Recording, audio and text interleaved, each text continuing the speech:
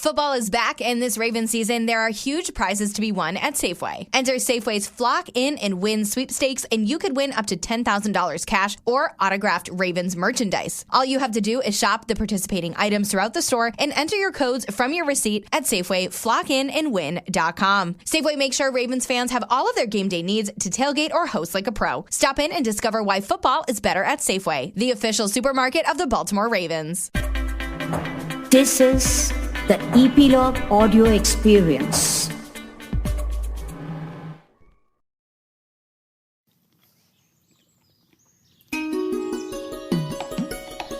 कान्हा को अपने बचपन में ही इतने बड़े बड़े राक्षसों से सामना करना पड़ गया। अभी तक तो वो उनसे बच निकले। इसी के साथ यशोदा मैया के साथ पूरी शरारतें करते कान्हा ने अब क्या लीला रची, सुनते हैं कान्हा की मस्ती भरी कहानियों में तृणावर्त का उद्धार। तृणावर्त कौन था? तृणावर्त राक्षस कंस का निजी सेवक यानी कि पर्सनल सेक्रेटरी था। उसके पास ऐसी शक्ति थी कि वह तेज आंधी और शक्तिशाली बवंडर मतलब टोरंडो का रूप धारण कर सकता था। उस समय उसके सामने जो भी आता था उसे वह उड़ा कर ले जाता था। कंस ने पूतना और शक्टासुर की हार के बाद तृणावर्त को गोकुल में कृष्ण को मारने के लिए भेजा। तृणावर्त ने घमंड में सोचा, मेरी शक्ति, मेरी ताकत, उसके साथ मेरे लिए तो वासुदेव पुत्र को मारना बाएं हाथ का खेल है। और वह कृष्ण को मारने के लिए गोकुल पहुंचा। यहाँ गोकुल में यशोदा माँ लाला को गोद में सुलाकर दूध पिला रही थी। उसको प्यार से निहार रही थी। लाला के छोटे छोटे हाथों के साथ, उसके केशों के साथ यशोदा माँ खेल रही थी। उनकी मोहनी छवि को देखकर गुनगुना रही थी, इस बात से बेखबर कि उनके आसपास तृणावर्त राक्षस घूम रहा है। लेकिन लाला को तो एहसास हो गया था कि तृणावर्त राक्षस वहीं आसपास घूम रहा है। उन्हें लग गया कि वह बवंडर के रूप में आकर शायद मैया की गोद से उनको अपने साथ उड़ा ले जाने का सोच रहा है। लाला ने सोचा, कहीं ऐसा न हो मेरे साथ वो मैया को भी तूफान में ले उड़े, फिर तो मैया को चोट लग सकती है। ऐसा विचार आते ही लाला ने मैया की गोद में लेटे लेटे ही अपना वजन बढ़ाना शुरू कर दिया।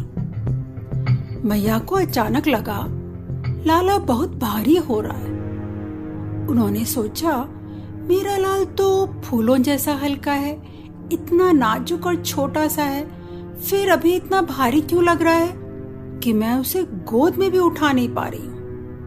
हैरान होकर उन्होंने कान्हा को अपनी गोद से उतारकर जमीन पर अपने पास बैठा दिया और फिर लाला को खेलते देख उसे वहीं छोड़ मैया घर के कामों में लग गई। तभी अचानक गोकुल में चारों ओर आंधी और बवंडर के रूप में तेज हवाएं चलने लगी। गोकुल के ब्रज गांव की मिट्टी मतलब ब्रजरज ने पूरे गोकुल को एक मिट्टी के बादल में ढक दिया। सारा गोकुल 2 घड़ी में मिट्टी और धुएं से ढक गया। लोगों को कुछ भी दिखाई नहीं दे रहा था। चारों ओर अंधेरा छा गया।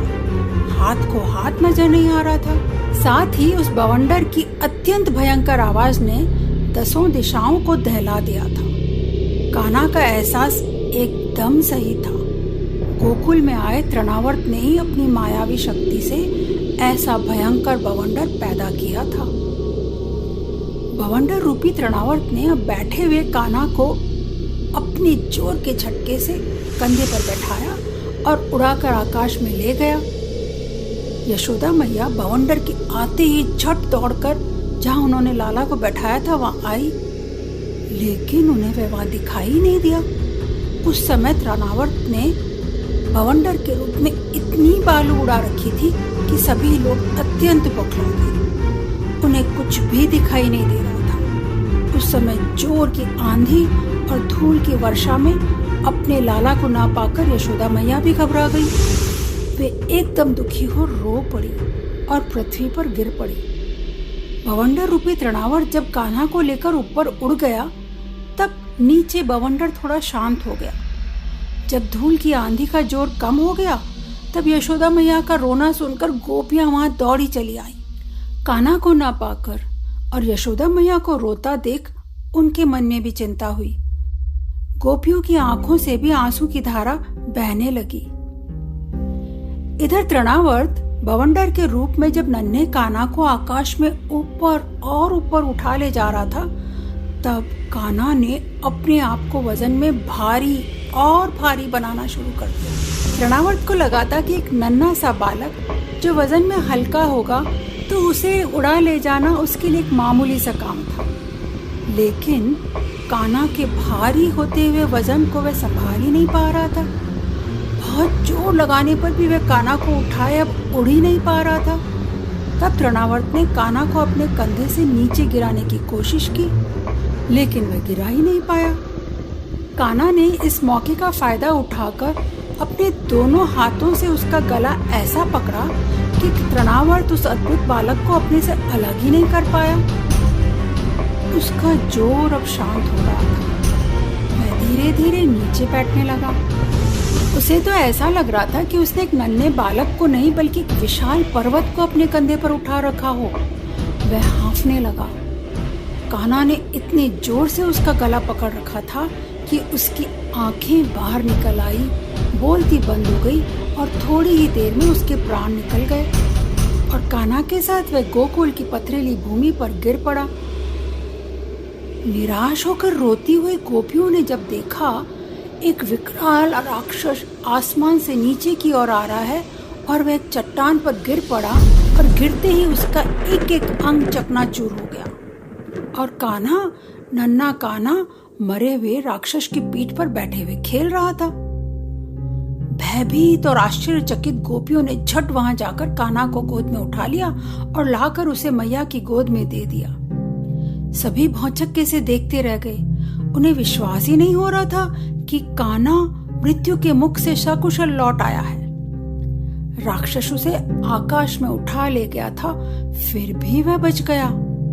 अपने लाडले कान्हा को सकुशल पाकर यशोदा, नंद, गोपियां और गोपों को अत्यंत आनंद हुआ।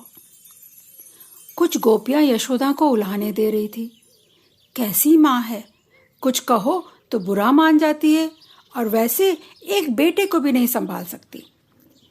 कैसे इसने तूफान में उसे अकेले आंगन में जमीन पे छोड़कर वहां से चली गई। तब यशोदा ने उन्हें समझाने की कोशिश की कि लल्ला अचानक एकदम भारी हो गया था, इसलिए उन्होंने उसे गोद से उतारा था। लेकिन गोपियां बोली, तुम ऐसे ही बहाना कर रही हो, देखो हमने भी तो लाला को अभी उठाया है, वह तो एकदम हल्का है। सभी नगरवासी आपस में बतियाने लगे। देखो तो सही, यह कितनी अद्भुत घटना घट गई। हमारे लाला को तो यह राक्षस मुसीबत में डालकर मार ही डालता, लेकिन लाला को तो कुछ भी नहीं बिगड़ा। वह तो एकदम जीता जागता आ गया। उस दुष्ट को उसके बुरे काम की सजा मिल गई। अवश्य यह बड़े सौभाग्य की बात है। सभी ने चैन की सांस ली। ऐसी विचित्र घटनाएं बार बार होते देखकर नंद महाराज को मथुरा में वासुदेव के साथ हुई बातें याद आने लगी। कान्हा के लिए संकट बढ़ता ही जा रहा था। दुष्ट कंस प्रतिदिन नई नई चालें चलता और बलशाली राक्षसों को गोकुल भेजता जा रहा था ताकि वे नन्हे बालकों को जान से मार सके। इधर माँ यशोदा ने रोहिणी से कहा, मुझे अपने लल्ला की बड़ी चिंता रहती है। आज तो मौत के मुंह से बच गया। मेरा तो सारा सुख इस बालक में ही है। कैसे इसकी रक्षा की जाए? और फिर उन्होंने निश्चय किया कि वे अपने लाला को बहुत सावधानी से रखेंगी और अपनी आंखों से ओझल भी नहीं होने देंगी। श्रेष्ठ ब्राह्मणों से उनके लिए पूजा और जाप करवाए गए। कुछ दिन तो इस तरह से बीत गए, लेकिन कान्हा वे एक स्थान पर बैठकर बनने वालों में से नहीं था। नटखट कान्हा की लीलाएं भला घर में रहकर हो भी कैसे सकती थी। कान्हा की मस्ती भरी कहानियों में हम हर बार कान्हा की एक नई लीला सुनते हैं। कैसे भोले भाले कान्हा अपने से बड़े असुरों को बड़ी आसानी से बिना डरे खत्म करते जा रहे हैं। कहते हैं कान्हा इन सबको अपने बुरे कामों से मुक्ति दिला रहे थे। आजाद कर रहे थे, मतलब उनका उद्धार कर रहे थे। तो जब हम कहते हैं कान्हा ने उनको मार डाला, मतलब उनकी गंदी आदतों और कामों से उन्हें मुक्ति मिल गई।